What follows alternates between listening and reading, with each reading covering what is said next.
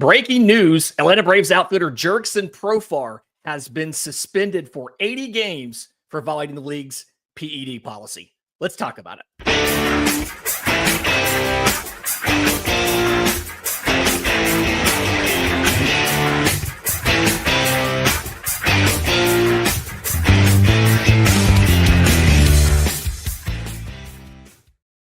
Yes, welcome on in to a special and unfortunate edition of Braves Today, bonus episode on the afternoon of Monday, March 31st, because we just got confirmed news from ESPN's Jeff Passan, first reported by Spanish language reporter Mike Rodriguez, that Braves outfielder Jurickson Profar has been suspended for 80 games for violating MLB's performance-enhancing drug policy. So let's talk about what happened, what we know, and what Atlanta does now. And I think before we do any of that, here's the statement from the Atlanta Braves that came out literally less than 10 minutes ago. Quote, "We were surprised and extremely disappointed to learn that Jurickson Profar tested positive for a performance-enhancing substance in violation of Major League Baseball's Joint Prevention and Treatment Program. We fully support the program and are hopeful that Jurickson will learn from this experience." Here's what we know, okay? Jurickson Profar tested positive for what is called chorionic gonadotropin.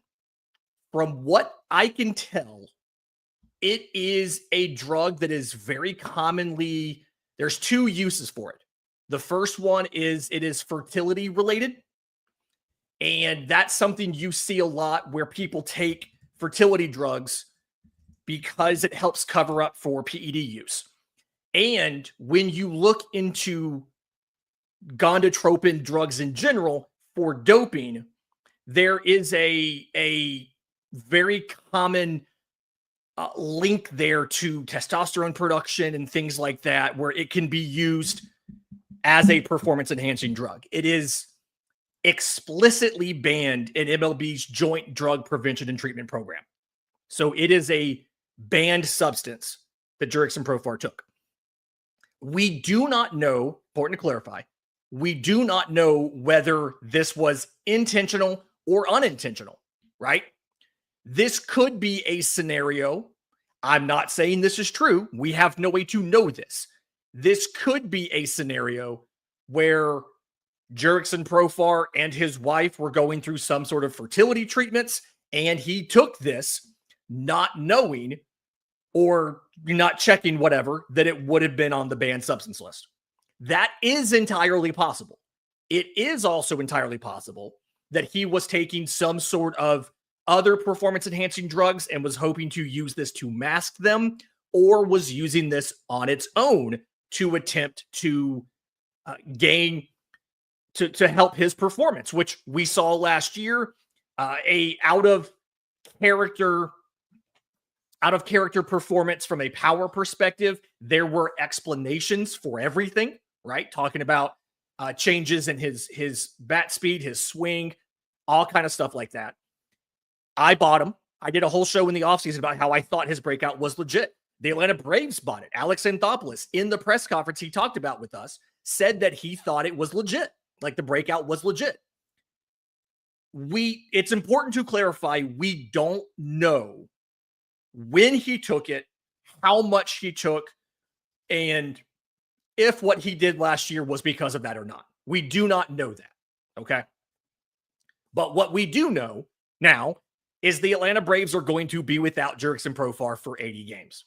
So he won't be back until second half of the year. And now I did see, there's a bunch of you here in the comments real quick.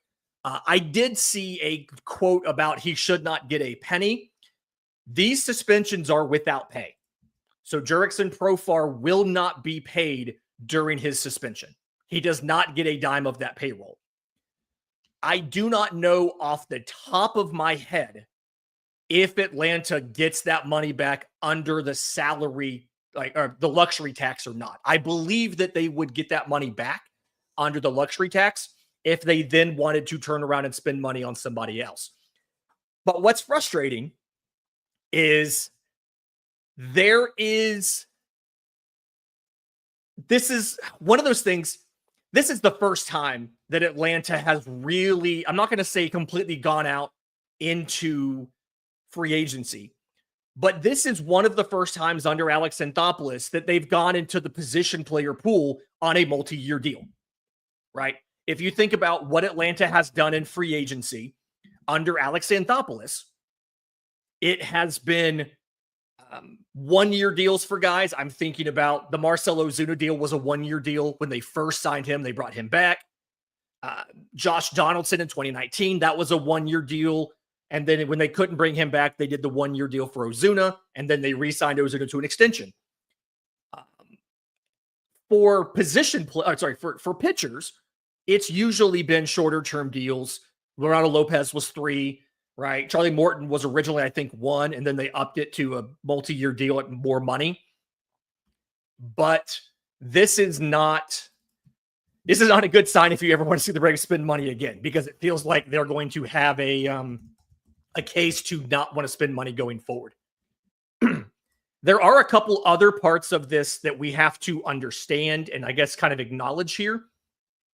The first one is that even when Jurickson Profar returns, let's assume that he's doing whatever he needs to do in the regular season and Atlanta gets to the postseason, which it's still, even despite this, and we'll talk about this, even despite this, it feels like Atlanta's going to make the postseason. Jurickson Profar will not be eligible for the postseason. Because he was suspended for a violation of the PED rules, he cannot play in the postseason. He is not eligible for the playoffs. So it's important to know that, obviously, when he comes back, he still will not be able to play in the postseason. It's also important to know that there's no way the Braves knew about this, right? You have to understand they would not have signed a player had they been told that he was going to be suspended for a failed drug test.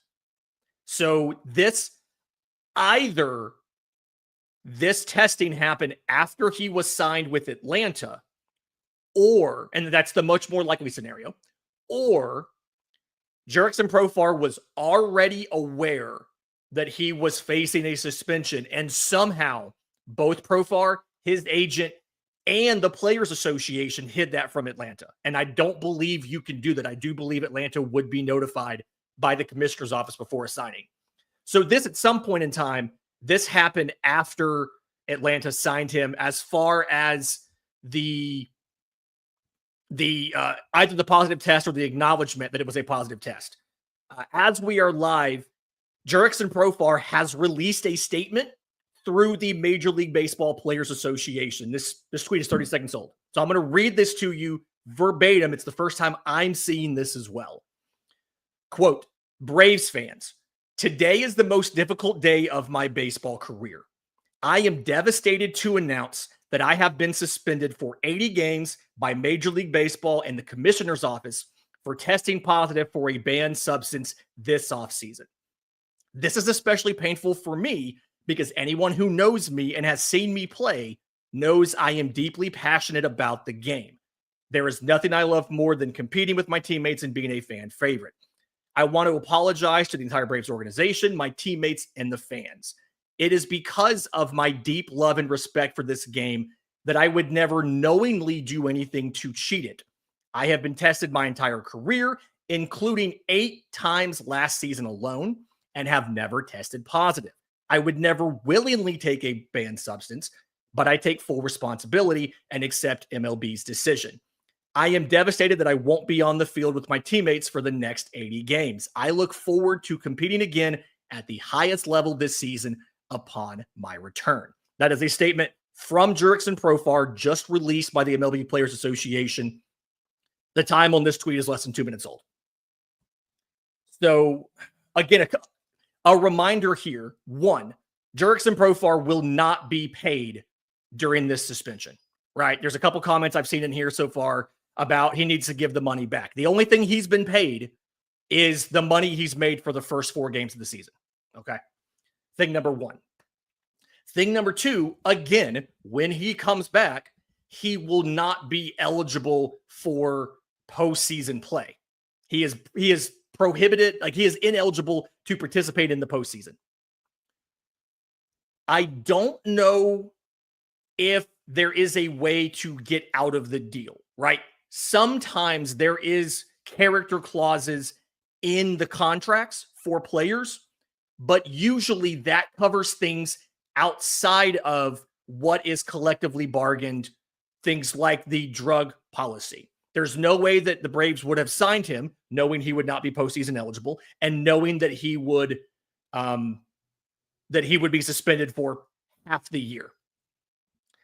Now, obviously this sucks. Like, before we even get into anything about what the Braves do and all of that, we have to acknowledge that this sucks, right?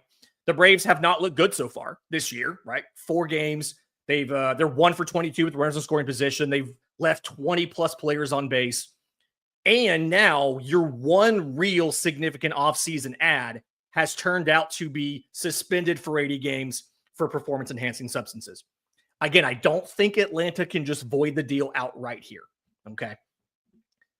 But what Atlanta is going to do now is going to be really interesting. Your outfielders on the roster, outside of Michael Harris, because he's going to start playing center field every day.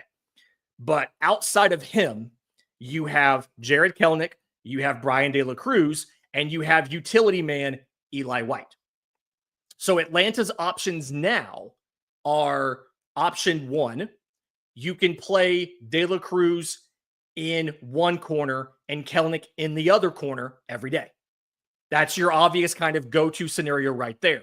And early indications might be that that's what they're going to do. The Braves made a trade today for Stuart Fairchild. He was DFA'd by the Reds. He's a glove first center fielder. I think his career WRC plus is like in the mid 80s. He's not been necessarily great. So the early indications are that Kelnic's going to play every day. Brian De La Cruz is going to play every day. And Fairchild will be your defensive backup. Obviously, he's probably going to check in for Brian De La Cruz defensively. You also have Eli White, who you can play. You did also sign Alex Verdugo. You signed him this spring in what actually now looks like a pretty decent deal, right? It looks like a pretty good deal for Atlanta. He's not making a lot of money. And again, it's only, it's a major league deal. So he's getting paid even while he's in the minors. It's a $1.5 million deal. And he is not ready, right? He didn't sign until March 20th. He is still in extended spring getting ready. He'll be going to Gwinnett sometime soon to finish getting ready. I would imagine in this scenario, Alex Verdugo is going to get called up to replace either Brian De La Cruz or Jared Kelenic. And it probably depends on who is hitting better at that time. Both of those guys do have minor league options. So you can send either one of them to the minors. When Ronald Acuna Jr. is back, which again, I've talked on this show, May 2nd as an option to get Ronald Acuna Jr. back. That's the goal that he personally has set, because that is when the Dodgers come to town for a 3-game series in Truist Park. Then you will be in a scenario where Verdugo, assuming that he's working out, can be one of your corner outfielders, Ronald's the other, and Harrison center field. Again, you do have options. Like tonight, they can fill out a roster tonight. They will be fine. Fairchild probably joins the team by tomorrow if they didn't already fly him out there today. I have seen some people suggest the Braves knew about this for a while because they signed Alex Verdugo in spring. And I don't think that's true. I think if you're going to tie a single signing to them finding out about this, a trade, not a signing, it's going to be the acquisition of Stuart Fairchild. And you have to understand, at this point in the year, nobody's giving up good players. That's just not a thing that's really happening right now. And so the Verdugo signing was similar to the Adam Duvall signing last year. He was available. He wasn't very expensive. They threw him $1.5 million and he signed. Unlike Adam Duvall, the Braves said, we're not going to put you on the opening day roster because we want you to get ready first. Obviously, it did not work out with Adam Duvall last year. He was not ready all season.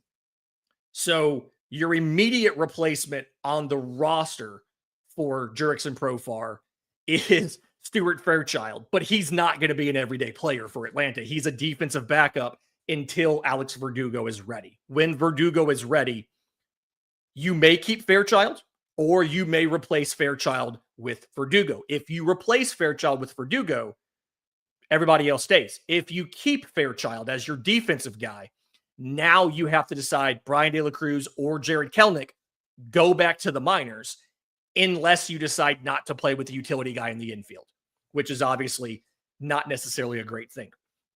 For everybody who's just kind of joining, we've got about 300 people in here. Thank you guys all for hopping on real quick. To quickly recap this, and then if you have any questions, put them in the chat, and I'll get to those in a second. To quickly recap this, 80-game suspension for chorionic gonadotropin. I'm sure I'm saying that wrong. From what I can tell, it's a fertility drug that's used to help men with their testosterone levels for as you're trying to conceive and have a baby, right? We have a statement from Jurickson Profar. He did not know that he took any banned substance. He would not knowingly take a banned substance. Do with that what you will. I will point out that he has been training a lot with Fernando Tatis Sr. Fernando Tatis Jr. did have his own PED suspension earlier in his career. I do not know if those are connected. I do not know where he got this from. We do not know if he did that because of the influence of one of the Tatises or anything like that. But it is, I think, relevant to point out that one of the people he has trained with for a while has himself been suspended for PED usage. And so Atlanta's obviously 80 games without Jurickson Profar.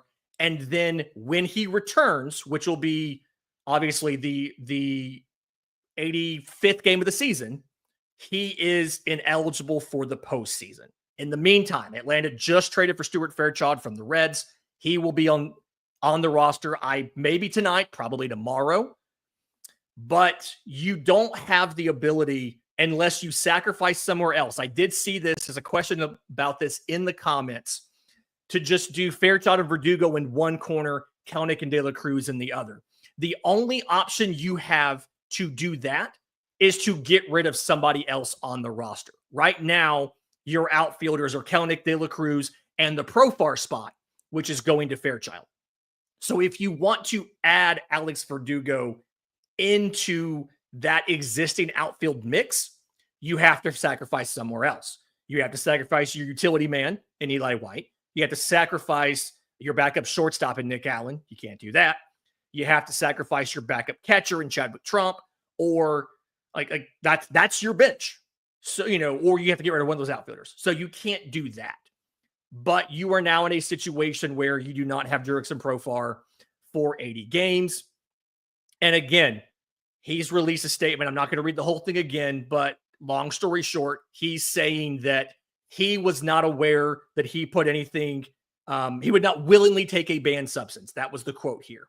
But he takes full responsibility. He accepts the decision, meaning he is not appealing the suspension, which, and this is speculation, when a guy does not appeal a PED suspension, that tells me that despite what they said in their publicly released statement, and this is one that came again through the Players Association, they released this statement, not the Braves, that when they accept the suspension and do not appeal it or anything like that, they typically know what they did.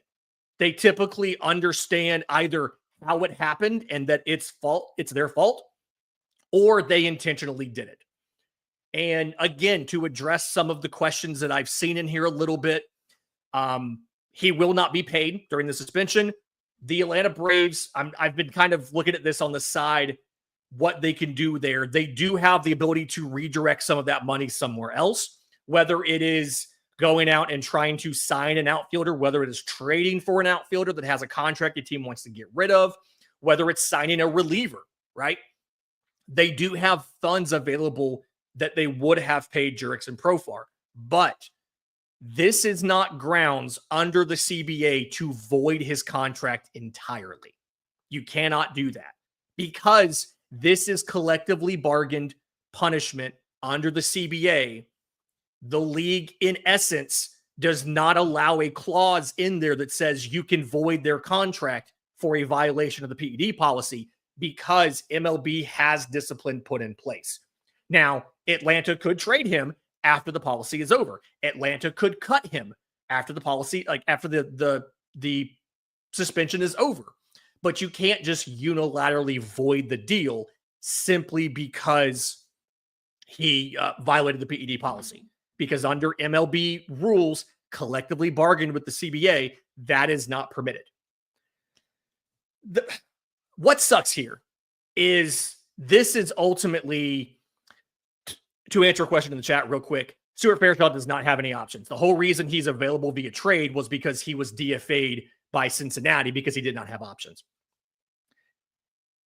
What sucks here, I touched on this earlier. This was Atlanta's one big move in free agency, right? This whole offseason, this was the one thing.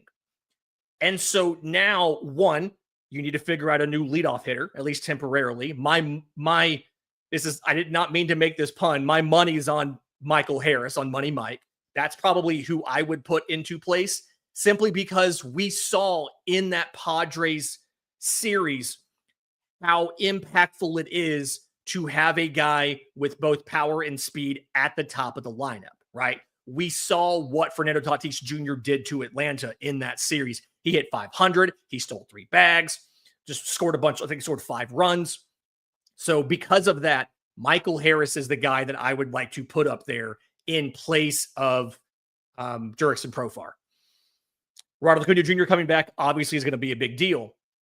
But in the meantime, this just flat out sucks, right? Your big move outside of health for everybody was bringing in Jurickson Profar, and now he's not available. And even when you get him back, you then have to, one, there's rightfully going to be a significant portion of the fan base who is not happy with him for getting suspended and doing all of this. There is going to be a large portion of the fan base who does not want him to play again in Atlanta. And it's entirely possible that he can get back into some people's good graces. We all saw Marcell Ozuna have legal issues and is now reaccepted again by the fan base. Now, I will clarify, Marcell Ozuna's situation is different than Jurickson Profar's, right? That is a different scenario. I'm not saying that's what's going to happen. But even when you get Jurickson Profar back, you'll have him for the rest of the regular season, assuming he is not only healthy, but he is back to regular form. He has a chance to ramp up and all of that. And then you're going to lose him again for the postseason. I know it doesn't feel like Atlanta's going to make the postseason right now. You have to, but they absolutely are still in track, despite the 0-4 start, to get a postseason berth. Now, whether or not they win the division again is a legitimate question, but they are definitely on track to still make the postseason. We'll be talking more about this on tomorrow's show. Obviously, the fallout of this is going to last for a couple different, for multiple days, multiple scenarios here. We're going to go through all of this tonight. As of right now, I have not seen where the Braves have put out the lineup yet. And so we don't know who's going to lead off. Again, it's probably going to be Michael Harris, but we're going to see Atlanta's first response to this tonight. Honestly, the vibes aren't that great. What either happens here is, one, everybody kind of rallies around and this galvanizes the team to do to just achieve and fix what ailed them after the Padres series. Or two, this is one of those things that just crushes the morale, and we get into we get into the home opener on Friday at 0-7. We'll see what happens. In the meantime, we'll be back tomorrow. If you're listening on audio, do us a favor, leave us a 5-star review. If you're on YouTube, subscribe to the channel, hit the notification bell. Hopefully the next time we come to you live, will not be for another player being suspended. Until next time, this has been Braves Today.